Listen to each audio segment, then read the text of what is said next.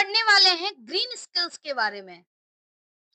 Start करते हैं आज का topic. Today we are experiencing unpredictable weather conditions due to climatic changes and environmental deterioration. आजकल हम देखते हैं कि जो मौसम होता है एक्चुअली उसके हिसाब से कुछ भी चीजें नहीं होती है। कई बार ठंड के मौसम में बारिश हो जाती है, कई बार जो जुलाई अगस्त का महीना होता है उससे पहले बारिश आ जाती है। ऐसे ही गर्मी ज्यादा पड़ती है, ठंड ज्यादा पड़ती है। तो ये अनप्रेडिक्टेबल वेदर कंडीशन जो होता है वो क्लाइमेटिक चेंज और इन्वायरमेंटल डिटोरिएशन की वजह से होता है। डिटोरिएशन क्यों होता है? उसका मेन रीजन है depletion of resources such as air, water and soil. चाहे हम फैक्ट्री में काम करें या फिर खेतों में काम करें या कहीं पर भी काम करें, हर किसी को इन्वायरमेंट के बारे में जानना जरूरी है। और ये भी जानना जरूरी है कि हम अपने इन्वायरमेंट को कैसे प्रोटेक्ट कर सकते हैं। हम कहीं पर भी काम करें, हमें इन्वायरमेंट फ्रेंडली प्रोसेस को अपनाना होगा ताकि अपने सराउंडिंग्स को हम प्रोटेक्ट कर सके हार्म होने से। जैसे हम देखते हैं कि आजकल जो पोल्यूशन है वो खास करके सिटीज में, गांव में तो फिर भी ठीक है, सिटीज में एक मेजर प्रॉब्लम बन गया है। तो जो ये प्रॉब्लम होती है ये बेसिकली इसलिए हो रही है क्योंकि हम इन्वायरमेंट पे ध्यान नहीं दे रहे हैं, हम ऐसे काम कर रहे हैं जो इन्वायरमेंट के लिए अच्छा नहीं है। तो इसको अगर हमें कंट्रोल करना है उसके लिए हमें ट्री को लगाना होगा हाउस के पास। ऐसे ही ट्रांसपोर्टिंग के लिए साइकिल और इलेक्ट्रिक कार का यूज करना होगा। ज्यादा से ज्यादा हम पब्लिक ट्रांसपोर्ट का यूज करें रेदर देन पर्सनल। तो इस तरह से हम इन्वायरमेंट को डिफरेंट तरीके से प्रोटेक्ट कर सकते हैं। जैसे एक एग्जांपल घर में भी है, आप ब्रश करते हैं तो उस टाइम पर टैप को रनिंग न रहने दें, बंद कर दें। जब आपको पानी की जरूरत है तो उस टाइम में आप टैप ओपन करें। ऐसे ही पानी प्लांट में पानी देने के लिए जो वाटर बॉटल में लेफ्ट ओवर वाटर होता है उसको जैसे हम फेंक देते हैं, तो हम फेंके नहीं, उसे पौधे में पानी देने के लिए यूज कर लें। प्लास्टिक बैग की जगह हम क्लॉथ बैग का यूज करें। यानी इको फ्रेंडली प्रोडक्ट हमें बाई करना है और पेपर के यूज को रिड्यूस करना है ताकि पेड़ों की कटाई ना हो। तो ये कुछ तरीका हो सकता है, हम अपने इन्वायरमेंट को इस तरीके से प्रोटेक्ट कर सकते हैं। Using non toxic and natural products for cleaning and washing. यानी क्लीनिंग और वॉशिंग के लिए हम नेचुरल और नॉन टॉक्सिक प्रोडक्ट का यूज करें।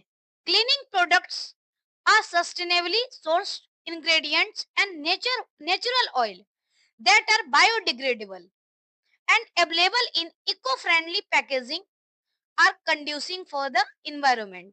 यानी जो बायोडिग्रेडेबल ऑयल्स है, नेचुरल ऑयल्स बायोडिग्रेडेबल होता है और उस अगर इको फ्रेंडली पैकेजिंग में हो तो वो इन्वायरमेंट के लिए अच्छा होता है। नेक्स्ट है using plants inside homes and other places for air purification. Air purification के लिए हम लोग जो खाली एरिया है उसमें पाम और रबर के का पेड़ लगाएं ताकि पॉल्यूटेंट्स जो है वो एब्जॉर्ब करके और एयर को प्यूरिफाई कर सके। तो ये कुछ तरीका है, ये बेसिकली इंट्रोडक्शन था। नेक्स्ट टॉपिक है ग्रीन जॉब्स। ग्रीन जॉब्स का मतलब होता है ऐसा जॉब जो कि इन्वायरमेंट को प्रोटेक्ट करे। A way we can contribute to the environment is by encouraging green jobs। यानी ग्रीन जॉब्स को हमें इनकरेज करना है क्योंकि ग्रीन जॉब क्या है, इन्वायरमेंट को प्रोटेक्ट और रिस्टोर करने में हेल्प करता है। ग्रीन जॉब चाहे किसी भी इंडस्ट्री या सेक्टर का हो, ट्रेडिशनल सेक्टर जैसे कि मैन्युफैक्चरिंग एंड कंस्ट्रक्शन, या कोई भी न्यू सेक्टर जैसे कि रिन्यूएबल एनर्जी, तो किसी भी तरीके से हम ग्रीन जॉब को प्रमोट कर सकते हैं। A green job is defined as one that help bring out and maintain transition to environmentally sustainable form of production and consumption। यानी ग्रीन जॉब्स बेसिकली वे जॉब है जो कि इन्वायरमेंट को प्रॉपर तरीके से मेंटेन करके रखता है, किसी भी तरह से डिटोरिएट होने नहीं देता। नेक्स्ट है it cuts all across all sectors. मतलब जो ये ग्रीन जॉब है वो हर सेक्टर में अवेलेबल हो सकता है, चाहे वो एनर्जी का सेक्टर हो, material, water conservation, waste management, pollution control, सभी सेक्टर में ग्रीन जॉब्स होते हैं।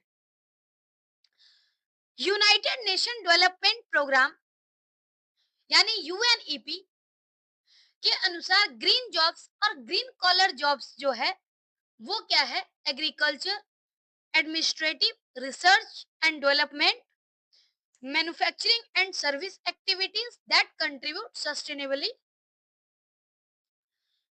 To preserving and restoring environmental quality. मतलब ये कुछ जो यूएनईपी के द्वारा जो कैटेगराइज किया गया है, कुछ ग्रीन जॉब्स हैं, वो लगभग हर सेक्टर में है जो कि एनवायरमेंट को सस्टेनेबली मेंटेन करके रखते हैं और एनवायरमेंट की क्वालिटी को रिस्टोर करते हैं। अगर हम एनवायरमेंट क्वालिटी की बात करें तो ये क्या है? It is a set of properties and characteristics of the environment, either generalised or local, as they impend on human beings and other organism. मतलब एनवायरमेंट की जो क्वालिटी है वो बेसिकली सेट ऑफ प्रॉपर्टी है या कैरेक्टरिस्टिक्स है जिसका असर ह्यूमन बीइंग और अदर ऑर्गेनिज्म पे पड़ता है। नेक्स्ट है green collar worker. Green collar worker कौन होते हैं? जो कि इन्वायरमेंटल सेक्टर में एम्प्लॉयड होते हैं। ग्रीन कॉलर वर्कर चाहे कोई भी प्रोफेशनल हो, जैसे green building architect, environmental consultant, waste management, recycling manager, environmental और biological system engineer, landscape architect, solar and wind energy engineer and installer, green vehicle engineer, organic farmer, environmental lawyer and business personal dealing with green service and product. मतलब वे सभी लोग जो कि हमारे environment को protect करने में हेल्प करते हैं, उसे हम ग्रीन कॉलर वर्कर कहते हैं। Green worker include electricians who install solar panel, plumbers who install solar water heater, construction worker who build energy efficient green building, technician and worker involved in establishing wind power farm। ये सब जितने भी हैं सब green worker होते हैं। अगर हम ग्रीन जॉब की बात करें तो ग्रीन जॉब गुड्स भी प्रोवाइड कर सकता है और सर्विस भी प्रोवाइड कर सकता है जो इन्वायरमेंट के लिए बेनिफिशियल हो। अगर हम ग्रीन जॉब की बात करें तो ग्रीन जॉब जो है वाटर कंजम्पशन को भी रिड्यूस करता है और रिसाइकलिंग सिस्टम को इम्प्रूव करता है, तो ये भी क्या है? ग्रीन जॉब्स है। इंडिया की अगर हम बात करें तो इंडिया में बहुत सारे इनिशिएटिव लिए गए हैं जो कि हमारे एनवायरनमेंट को प्रोटेक्ट कर रहा है। जैसे कि आप देख रहे होंगे ट्रांसपोर्ट के केस में इलेक्ट्रिक व्हीकल का यूज किया जा रहा है, सोलर एनर्जी को प्रमोट कर रहे हैं, विंड एनर्जी को प्रमोट कर रहे हैं, जो कि नॉन रिन्यूएबल सोर्स है। सॉरी, नॉन रिन्यूएबल सोर्स जो होता है वो एक टाइम के बाद खत्म हो सकता है, लेकिन इसीलिए हम रिन्यूएबल सोर्स को यूज कर रहे हैं। तो मिनिस्ट्री ऑफ स्किल डेवलपमेंट और एंटरप्रेन्योरशिप ने भी एक इनिशिएटिव लिया है, skill council for green jobs. यानी ग्रीन जॉब के मैनेजमेंट से रिलेटेड ये काउंसिल काम करता है, जो कि मिनिस्ट्री ऑफ स्किल डेवलपमेंट और एंटरप्रेन्योरशिप के अंडर आता है। ग्रीन जॉब हर तरीके से एग्जिस्ट करता, अगर कोई भी जॉब जो कि इन्वायरमेंट को सपोर्ट कर रहा हो, वो सभी ग्रीन जॉब्स होते हैं। मेक इन इंडिया, इसमें भी क्या है कि लोगों के स्किल को बढ़ाने के लिए काम किया जा रहा है, ताकि हम ज्यादा से ज्यादा इंडियन प्रोडक्ट खरीदें, इंडिया में रोजगार डेवलप हो और पीपल स्किल्ड हो। अगर पीपल स्किल्ड होंगे तो ऑब्वियस सी बात है, वो इन्वायरमेंट के लिए भी काम करेंगे। India India first modern metropolitan rail transport system Delhi metro. अगर हम दिल्ली मेट्रो की बात करें, तो दिल्ली मेट्रो जो है वो फर्स्ट मॉडर्न सिस्टम जो है, रेल ट्रांसपोर्ट सिस्टम, वो आया था। और आज के टाइम में आप देख रहे हो कि हर एक जगह पर मेट्रो का यूज किया जा रहा है। लगभग हर एक सिटी को धीरे धीरे मेट्रो से लेस किया जा रहा है। और अगर हम मेट्रो की बात करें, तो मेट्रो में बहुत सारे जॉब्स भी क्रिएट हुए, जैसे engineer, driver, station master, signal staff, ticketing, construction, maintenance worker, मतलब डिफरेंट टाइप के जॉब्स भी क्रिएट किए हैं। नेक्स्ट है बेनिफिट्स ऑफ ग्रीन जॉब्स। अगर हम ग्रीन जॉब की बात करें, तो ग्रीन जॉब के बहुत सारे बेनिफिट हैं, जैसे कि इन्वायरमेंट को प्रोटेक्ट कर रहा है, कार्बन इमिशन को कम कर रहा है। तो ये सब ग्रीन जॉब्स के फायदे हैं। अगर हम ग्रीन जॉब की बात करें, तो ग्रीन जॉब क्या करता है, it increases the efficiency of energy and raw material. तो रॉ मटेरियल की जो इफिशिएंसी है और एनर्जी है, दोनों को इंक्रीज कर रहा है। मतलब रॉ मटेरियल भी इंक्रीज कर रहा है और एनर्जी की एफिशिएंसी भी इंक्रीज कर रहा है। ग्रीन हाउस गैस इमिशन जो होते हैं, जो ग्रीन हाउस इफेक्ट को के लिए रिस्पॉन्सिबल है, वो भी रिड्यूस होता है। Control waste and pollution, green jobs waste और पॉल्यूशन को कंट्रोल करते हैं। प्रोटेक्ट एंड रिस्टोर इकोसिस्टम, यानी इकोसिस्टम को रिस्टोर और प्रोटेक्ट करने में हेल्प करते हैं। और जो क्लाइमेट चेंज होता है, अनप्रिडिक्टेबल, उसको सही तरह से अडेप्ट करने में भी सपोर्ट करता है। तो ये ग्रीन जॉब्स के फायदे हैं। अगर हम एग्रीकल्चर में बात करें, तो एग्रीकल्चर जैसे कई बार पेस्टिसाइड्स वगैरह यूज किया जाता है खेतों में, जिससे क्या है कि सॉइल पोल्यूशन होते हैं। तो हमें इससे बचना है। हम ऑर्गेनिक गार्डनिंग और फार्मिंग की तरफ, फार्मिंग के प्रोसेस को अपनाएं, जिससे क्या है प्लांट और क्रॉप एनवायरनमेंट फ्रेंडली वे में ग्रो करे। अगर हम ऑर्गेनिक गार्डनिंग और फार्मिंग फार्मिंग को अपनाते हैं, तो इससे क्या है, जो पेस्टिसाइड का यूज है वो रिड्यूस हो रहा है। और जब हम पेस्टिसाइड को रिड्यूस कर रहे हैं, तो ऑब्वियस सी बात है, वाटर पॉल्यूशन और सॉइल पॉल्यूशन भी कम हो रहा है, क्योंकि केमिकल ऐड नहीं हो रहा है। तो इसके लिए हमें क्या करना होगा, एग्रीकल्चर में ग्रीन मेथड को अपनाना होगा, जिससे क्या है कि जो इंसेक्ट, बर्ड, ये सब के डेथ को रोके, क्योंकि इकोसिस्टम को बैलेंस करने के लिए सबका होना जरूरी है। फर्दर अगर हम फर्टिलाइजर का यूज कम करते हैं, ऑर्गेनिक फार्मिंग होती है, तो उससे क्या होता है, हमारा जो हेल्थ है, ह्यूमन का हेल्थ, वो भी सही रहता है। तो ये जो है, ये इन्वायरमेंट के रिस्पेक्ट में हमें ध्यान रखने की जरूरत है। इसमें अगर हम बात करें फार्मर्स की, तो एक प्रोसेस यहाँ पर है, मोबिलाइजिंग फार्मर। इसमें क्या है, 15 से 20 मेंबर को एक जगह पर, मतलब विलेज लेवल पे एक साथ करते हैं, एक ग्रुप बनाते हैं, और वो एक एसोसिएशन के फॉर्म में काम करते हैं। यानी फार्मर प्रोड्यूसर ऑर्गेनाइजेशन होता है, जो कि डिफरेंट तरीके से, मतलब उनकी एक कलेक्टिव मेंबरशिप होती है, और जो ऑर्गेनिक फार्मिंग है उसको बढ़ावा देने का काम करते हैं। जो कृषि विज्ञान केंद्र गवर्नमेंट के द्वारा सेटअप किया गया है वो भी ग्रीन जॉब्स का ही इनिशिएटिव है एग्रीकल्चर के सेक्टर में।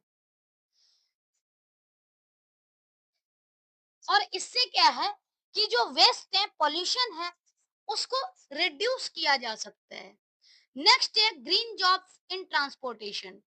ट्रांसपोर्टेशन में ग्रीन जॉब्स कैसे काम करता है? जैसे अगर हम बात करें डीजल पेट्रोल की जगह हम सीएनजी का यूज करते हैं, इलेक्ट्रोमोटर व्हीकल का यूज करते हैं, तो ये जो है ये ट्रांसपोर्टेशन में ग्रीन जॉब क्रिएट कर रहा है। अगर हम बात करें रिसेंट इनिशिएटिव की, गवर्नमेंट के तरफ से भी बहुत सारे इनिशिएटिव लिए गए हैं। आप देखते हो इलेक्ट्रिकल व्हीकल आजकल यूज हो रहा है, सीएनजी यूज हो रहा है, जो कि पॉल्यूशन को कम कर देता है। अब अगर हम बात करें जैसे बायो सीएनजी है, बायो मिथेनॉल है, तो ये सब ग्रीन जॉब्स क्रिएट कर रहे हैं क्योंकि इसको जो बनाने वाले हैं, जो जनरेट करने वाले हैं, वो भी अल्टीमेटली क्या कर रहे हैं, इन्वायरमेंट को सपोर्ट कर रहे हैं। अब जो अभी रिसेंटली दिल्ली गवर्नमेंट का एग्जांपल देख रहे हो, देवी बस, तो ये क्या है? देवी का मतलब ही है दिल्ली ईवी इंटरकनेक्टर, बस का नाम है। और ये जो है इलेक्ट्रिक व्हीकल है, इलेक्ट्रिक व्हीकल का यूज करके पॉल्यूशन लेवल को कम कर सकते हैं। तो इस तरह से बहुत सारे इनिशिएटिव अलग अलग गवर्नमेंट के तरफ से लिए जा रहे हैं, जो कि ग्रीन जॉब्स भी क्रिएट कर रहा है और इन्वायरमेंट को सपोर्ट भी कर रहा है। तो इस तरह से हम क्या कर सकते हैं, पॉल्यूशन लेवल को कम कर सकते हैं। जैसे ई रिक्शा है, ई रिक्शा भी इलेक्ट्रिक पे काम कर रहा है, तो जो यहाँ पर पॉल्यूशन का लेवल है उसको कम करने में हेल्प करता है। ऐसे ही है green jobs in water conservation. Water conservation क्या होता है? वाटर को मैनेज करना, चाहे वो क्वालिटी टेस्टिंग की बात हो या फिर वाटर कंजर्वेशन करने की बात हो, वाटर मैनेजमेंट की बात हो। जैसे हम देखते हैं रेन वाटर हार्वेस्टिंग, जो रूफ टॉप पे हम वाटर को, वर्षा के जो जल है उसको हम अगर इकट्ठा करके रखते हैं और उसको डिफरेंट डिफरेंट पर्पस से यूज करते हैं, तो रेन वाटर हार्वेस्टिंग हम वाटर का डिफरेंट तरीके से यूज कर रहे हैं। ऐसे ही साइकिल रन वाटर पंप जो है वो इलेक्ट्रिक रन पंप की जगह यूज किया जा रहा है। तो ये सब क्या है, वाटर कंजर्वेशन में, वाटर मैनेजमेंट में हेल्प करता है।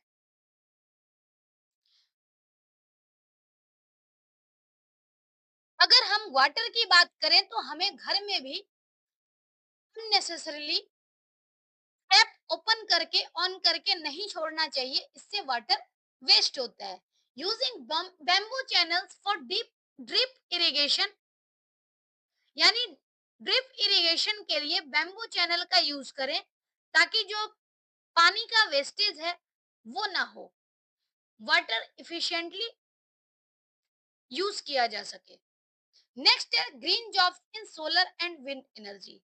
जो solar and wind power plant है वो क्लीन एनर्जी प्रोवाइड करता है। अगर हम सोलर पावर की बात करें तो सोलर जैसे रिन्यूएबल सोर्स ऑफ एनर्जी है, उसके लिए हम सोलर पैनल का यूज करते हैं। तो जो सोलर पैनल इंस्टॉल करता है और मेंटेन करता है वो भी क्या है, ग्रीन जॉब में सपोर्ट करता है।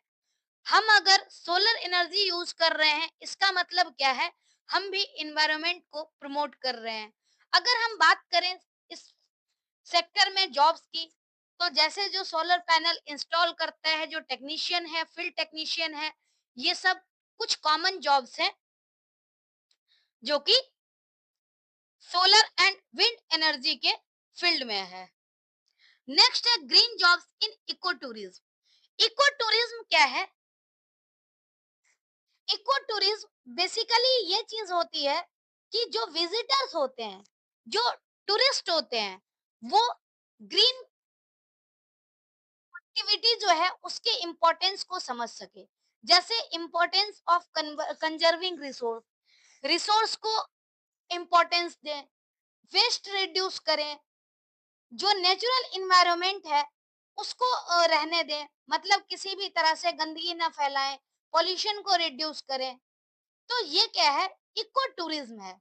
यानी हम टूर भी कर रहे हैं लेकिन एनवायरनमेंट का ध्यान में रखते हुए। This helps improve public image as visitor. जैसे इससे क्या है कि जो विजिटर के रूप में जो हम जा रहे हैं, तो हम पब्लिक के बीच में हमारी इमेज अच्छी रहती है और साथ साथ हम इन्वायरमेंट को भी सपोर्ट कर रहे हैं। अगर हम इको टूरिज्म की बात करें तो इको टूरिज्म में भी ग्रीन जॉब्स है। जैसे इको टूर गाइड होता है, इको टूरिज्म ऑपरेटर होता है, तो ये ग्रीन जॉब्स क्रिएट कर रहे हैं। अगर हम बात करें इंडिया की, तो जो इंडिया है वो पिछले कुछ सालों में जो फॉरेस्ट और ट्रीज का एरिया है वो इंक्रीज हुआ है। इसका मतलब क्या है कि हम ग्रीन की तरफ बढ़ रहे हैं, हम अपने इन्वायरमेंट को सपोर्ट कर रहे हैं। नेक्स्ट है green jobs in building and construction. यानी जो बिल्डिंग और कंस्ट्रक्शन की बात है उसमें भी ग्रीन जॉब्स क्रिएट हो रहे हैं। जैसे जो हाउस और बिल्डिंग है वो इन्वायरमेंट फ्रेंडली बनाते हैं, इको फ्रेंडली कंस्ट्रक्शन बनाते हैं, जिसमें ज्यादातर रिन्यूएबल और रिन्यूएबल सोर्स का यूज किया जाता है और नॉन रिन्यूएबल रिसोर्सेज को हम यूज करने का यूज अवॉइड करते हैं। तो ये जो है बिल्डिंग और कंस्ट्रक्शन में भी ग्रीन जॉब क्रिएट होते हैं। जैसे अगर हम बात करें, आजकल जो बिल्डिंग घर बन रहे हैं वो डिफरेंट डिफरेंट ट्रेजेडी को ध्यान में रखते हुए, जैसे अर्थक्वेक आता है तो अर्थक्वेक को ध्यान में रख करके उस तरह से बिल्डिंग बनाए जाते हैं, मतलब एनवायरनमेंट फ्रेंडली बिल्डिंग है। Area for green jobs in sector include construction, landscape, gardening, maintenance of green components, water management etcetera. अगर जैसे हम बिल्डिंग बनाने की बात करें, घर बनाने की बात करें, तो लोग आजकल जैसे कंस्ट्रक्शन भी इसी तरह से करते हैं कि घर के आसपास जो है वो ग्रीनरी रहे, गार्डन गार्डन मेंटेन करें, वाटर मैनेजमेंट प्रॉपर करें। तो ये क्या है, बिल्डिंग और कंस्ट्रक्शन में ग्रीन जॉब्स हैं। The India green building council IGBC, part of the federation of Indian industry, was founded in the year 2001। ये क्या करता है, सर्विस ऑफर करता है जो कि new green building rating programme रहता है, सर्टिफिकेशन सर्विसेज है और ग्रीन बिल्डिंग ट्रेनिंग प्रोग्राम। मतलब ये जो ऑर्गेनाइजेशन है वो ग्रीन बिल्डिंग की रेटिंग करके, सर्टिफिकेशन करके और इस तरह की बिल्डिंग को प्रमोट करने का काम करता है, जिससे ज्यादा से ज्यादा लोग इस तरह की बिल्डिंग को बनाने बनाएंगे। नेक्स्ट है green jobs in solid waste management. अगर हम सॉलिड वेस्ट मैनेजमेंट की बात करें तो सॉलिड वेस्ट मैनेजमेंट में भी ग्रीन जॉब्स हैं। जैसे कि हम जो गार्बेज कलेक्शन वाले हैं वो प्रॉपर घरों से कचरा इकट्ठा करते हैं और कहीं दूसरे जगह जा करके उसको डिस्पोज करते हैं। उसकी रिसाइकलिंग करने वाली जो चीजें होती है उसको रिसाइकलिंग करते हैं। तो इस तरह से क्या है, जो सॉलिड वेस्ट है उसको मैनेज करते हैं। और अगर सॉलिड वेस्ट मैनेज हो रहा है, proper collection, segregation, transportation, processing और डिस्पोजल हो रहा है, तो इसका मतलब क्या है, ये इन्वायरमेंट के प्रोटेक्शन में हेल्प कर रहा है।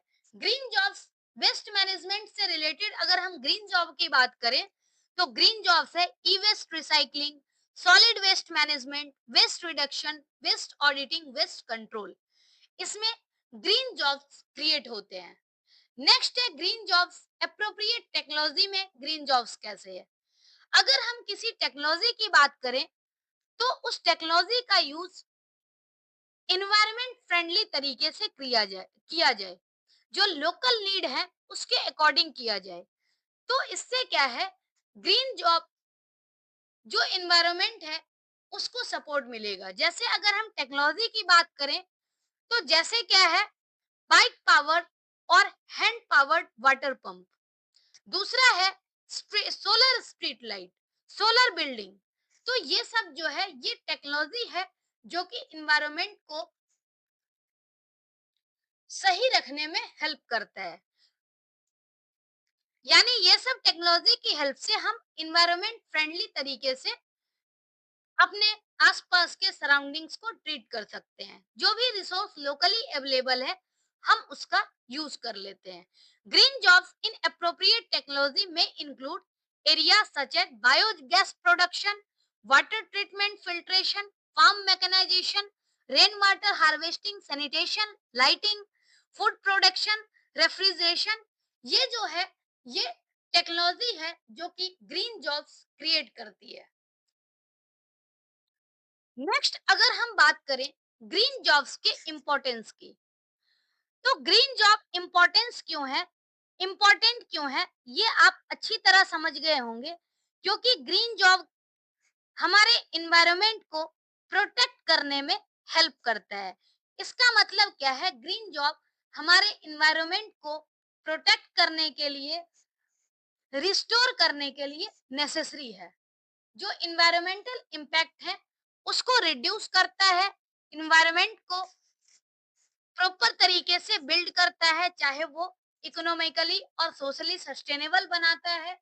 तो इसलिए ग्रीन जॉब्स इंपॉर्टेंट है। अगर हम बात करें फायदे की, तो पहला बेनिफिट है green limiting green house emission. जैसे हम जानते हैं कि जो हम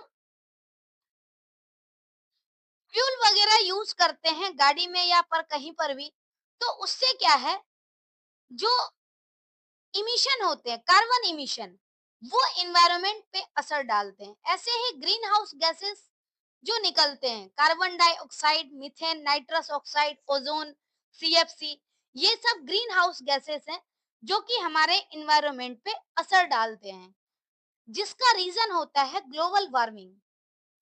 तो जो ग्रीन जॉब्स होते हैं वो इसे कंट्रोल करने में हेल्प करते हैं। To reduce the emission of greenhouse gases, people are working towards reducing the use of fossil fuels by finding less polluting energy resources such as CNG। जैसे क्या है, फ्यूल की जगह अगर हम सीएनजी की तरफ मूव करते हैं, तो जो ये ग्रीन हाउस गैस इमिशन है ये लिमिट हो जाएगा। यानी ग्रीन जॉब्स इसलिए जरूरी है। दूसरा है मिनिमाइजिंग वेस्ट एंड पॉल्यूशन। यानी जो वेस्ट है, पॉल्यूशन है, इसको मिनिमाइज करने के लिए ग्रीन जॉब्स की जरूरत है। जैसे वेस्ट को रीयूज कर ले, मतलब अगर कोई सही पार्ट है उसका हम यूज कर ले, रिसाइकल कर ले, तो इससे क्या होता है, हम वेस्ट को रिड्यूस कर सकते हैं। और वेस्ट रिड्यूस करेंगे तो ऑब्वियस सी बात है वो हमारे इन्वायरमेंट पे असर पड़ेगा, हमारा इन्वायरमेंट डिटोरिएट नहीं होगा। In manufacturing plants and factories, managers try to find various ways to reduce the amount of waste produced at every step of the process। जैसे कोई मैन्युफैक्चरिंग प्लांट है, फैक्ट्री है, जिसमें मैनेजर बार बार ट्राई करता है कि जो अमाउंट ऑफ वेस्ट है वो कम से कम हो। अगर हम कुछ तरीका की बात करें, तो जैसे पहला तरीका है रीयूजिंग स्क्रैप मटेरियल। जैसे क्या है, in paper mills damage rolls are sent back to the beginning of the production line. जैसे पेपर मिल में क्या होता है, जो लास्ट में जो बच जाता है उसे हम प्रोडक्शन लाइन के बिगनिंग में डाल देते हैं रॉ मटेरियल की तरह, जिससे क्या होता है, न्यू प्रोडक्ट बन जाता है। तो स्क्रैप मटेरियल का हम यूज कर लेते हैं जिसकी हमें कोई नीड नहीं है। ऐसे ही क्या है, क्वालिटी कंट्रोल को मेंटेन करना। If the quality of product is maintain, there will be a decrease in rejected product, thus reducing waste.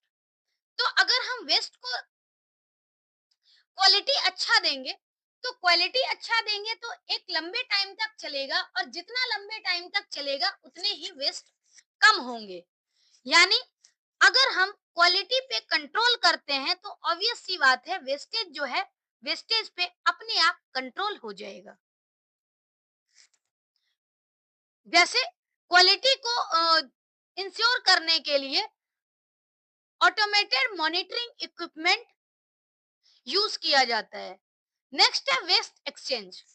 अगर हम वेस्ट एक्सचेंज की बात करें, there is where the waste product of one process becomes the raw material of other. यानी waste exchange का मतलब है कि किसी एक प्रोसेस का वेस्ट प्रोडक्ट किसी दूसरे प्रोसेस के लिए रॉ मटेरियल के रूप में यूज किया जाए, तो इसे हम वेस्ट एक्सचेंज कहते हैं। It represents the way of reducing waste disposal through reuse. यानी इसका हम रीयूज कर ले रहे हैं तो वेस्ट का जो क्वांटिटी है वो कम हो जा रहा है। नेक्स्ट है मैनेजिंग ई वेस्ट। यानी इलेक्ट्रॉनिक गैजेट से जो वेस्ट निकलता है, जो वेस्ट होते हैं, जैसे कोई खराब हो जाता है इलेक्ट्रॉनिक गैजेट, तो उससे क्या होता है, गैजेट वर्किंग कंडीशन में नहीं होता, तो एक तरह से वो एक टाइम के बाद वेस्ट हो जाता है। जैसे कोई मोबाइल फोन है, लैपटॉप है, टेलीविजन सेट है, तो उसको हमें प्रॉपर तरीके से रिसाइकलिंग करने की जरूरत है। It is important to have sustainable development and plan for recycling e waste. यानी ई वेस्ट की रिसाइकलिंग के लिए प्रॉपर प्लान होनी चाहिए। नेक्स्ट है use of eco friendly material. हम जब भी यूज करें तो इको फ्रेंडली मटेरियल का यूज करें जो कि इन्वायरमेंट के लिए सही हो, इन्वायरमेंट पे कोई निगेटिव असर ना पड़े। जैसे अगर हम बात करें तो बनाना लीफ, पेपर प्लेट्स, ये सब क्या है, इजिली डिस्पोजेबल है। तो इस तरह के जो भी डिस्पोजेबल चीजें हैं, हम उसका यूज करें ताकि बायोडिग्रेडेबल हो, तो अपने आप एक टाइम के बाद वो सॉइल में मिल जाए और किसी तरह का नुकसान भी ना पहुंचाए। नेक्स्ट है protecting and restoring ecosystem. Ecosystem जो है, इकोसिस्टम लिविंग और नॉन लिविंग ऑर्गेनिज्म जहां पर इंटरेक्ट करते हैं, एक जगह पर एग्जिस्ट करते हैं, एक दूसरे को सपोर्ट करते हैं, उसे हम बोलते हैं इकोसिस्टम। तो इकोसिस्टम को मेंटेन रखने के लिए जो भी स्पीसीज हैं, हर एक स्पीसीज के बीच में एक परफेक्ट बैलेंस होना जरूरी है। अब जैसे क्या है, हम प्लांट पर निर्भर होते हैं, तो प्लांट पर निर्भर जैसे होते हैं, तो अगर प्लांट उगेगा नहीं, नेचुरल डिजास्टर हो या फिर क्लाइमेट की वजह से, तो हम सरवाइव कैसे करेंगे। तो इसके लिए क्या है, ह्यूमन एक्टिविटी जो है वो भी मेंटेन होनी चाहिए, और ताकि किसी भी तरह से इकोसिस्टम पे निगेटिव असर ना हो।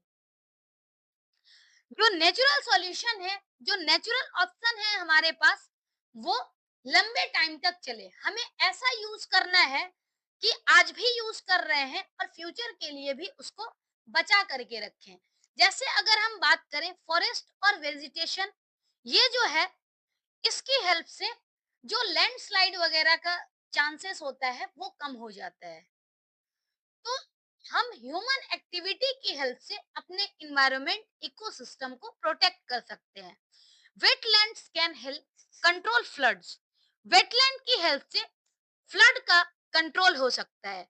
ऐसे ही अगर हम फॉरेस्ट की कटाई ना करें, ज्यादा से ज्यादा पेड़ लगाएं, तो जो मिट्टी है उसकी उर्वरा शक्ति, मिट्टी का जो हेल्थ है वो कंट्रोल में रहता है, और इस तरह से ग्रीन हाउस गैस का जो इमिशन है वो भी कंट्रोल रहता है। नेक्स्ट है adapting to the effects of climate change. जैसे क्या है, क्लाइमेट चेंज